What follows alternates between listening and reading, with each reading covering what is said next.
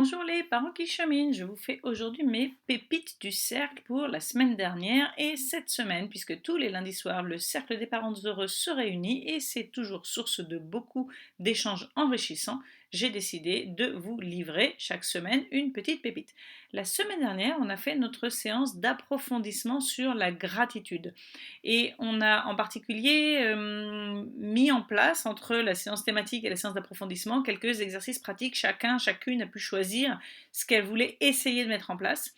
Et on a pu revenir dessus, voir comment on l'avait vécu, ce qu'on avait réussi à faire, quels effets ça avait. C'était super de voir à quel point se connecter avec ce qu'il y a de chouette dans notre vie, ça nous aide en fait à mettre ce focus positif et à régler notre boussole vers ce qu'on a plus envie de vivre.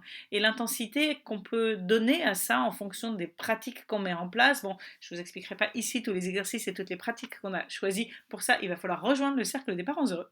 Ce que je voulais vous dire, en tout cas, c'était, et ça, ce sera ma pépite de cette séance-là, c'était le lien qu'on a fait, qu'on a senti entre le rythme de vie et cette démarche de gratitude. C'est-à-dire que pour ressentir de la gratitude pour ce qu'on est en train de vivre, il faut déjà en avoir conscience. Et prendre conscience des choses, ça demande de ralentir. Alors là, on fait le lien, par exemple, avec la démarche de méditation en pleine conscience, etc., ou de la pleine conscience sans méditation, d'ailleurs, dans les choses qu'on fait. Le fait que, par exemple, si je mange du chocolat en pleine conscience, je vais vraiment savourer et sentir ce goût du chocolat. Et ça, ce fait de mettre l'accent sur la conscience de ce que je suis en train de vivre, ben, c'est aussi s'ouvrir à un autre rythme. C'est que je ne suis pas en train de croquer mon chocolat tout en partant en faisant autre chose, vous voyez.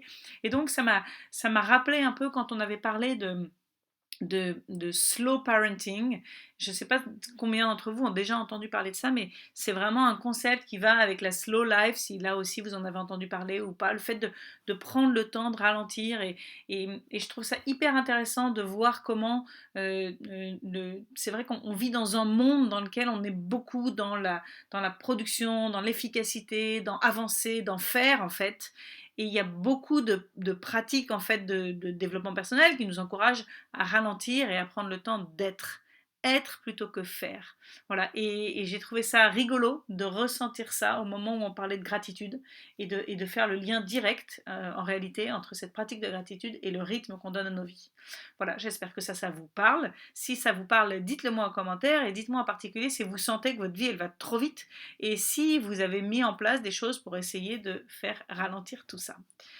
La deuxième partie donc de ces pépites, puisqu'aujourd'hui il y en a deux, c'était notre séance d'hier. Alors la séance d'hier, c'était le premier lundi du mois, donc c'était une séance de tisane rencontre en mode détente, en mode échange, en mode comment ça va et qu'est-ce que vous pensez d'eux.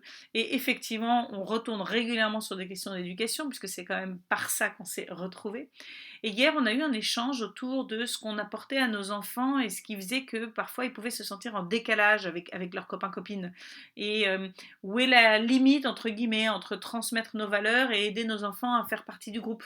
Euh, Est-ce que les deux sont possibles à la fois? Est-ce qu'on est obligé de renoncer à certaines de nos valeurs pour que nos enfants soient adaptés? Et en même temps, si à s'adapter au groupe, c'est suivre des choses qui ne correspondent pas à ce que nous, on a envie de vivre, est-ce que on doit le changer? Quelle discussion on peut mettre en place avec nos enfants autour de ça pour que peut-être qu'arrive le moment où eux, ils soient euh, contents de leurs propres différences, qu'ils en soient fiers plutôt que honteux.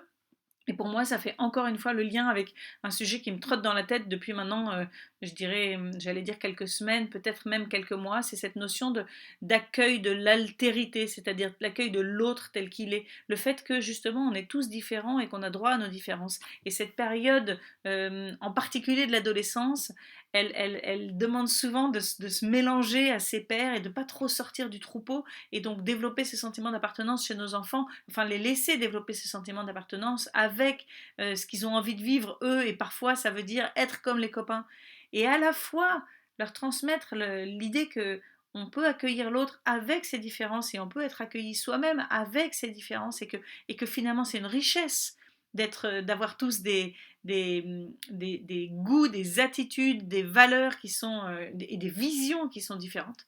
Ben voilà, je trouve que le jour où on arrivera à transmettre ça dans nos foyers et dans nos écoles, il y a des chances que la société soit quand même sacrément plus agréable. Alors je sais qu'on progresse hein, sur ces questions de diversité de manière générale. Il y a de plus en plus de discussions autour de ça dans les écoles en particulier, mais ça se focalise souvent, je trouve, sur des diversités qui sont, on va dire, visibles. C'est-à-dire ça peut être des choses de l'ordre de la race ou de l'orientation sexuelle ou d'un handicap. Et c'est évidemment très bien. Je ne dis pas du tout qu'il ne faut pas faire ça. Je trouve ça super qu'on développe déjà cet aspect-là.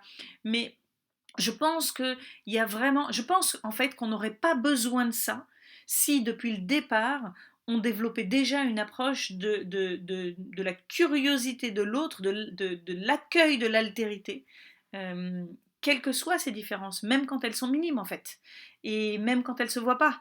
Et dans ces cas-là, si tout le monde avait le droit à être qui il est dans son unicité, alors les questions de la diversité plus évidente telles qu'un handicap, elles ne se poseraient même pas. Voilà, c'est ça un peu. Je suis peut-être un peu utopique, mais c'est ce que j'aimerais aider à construire.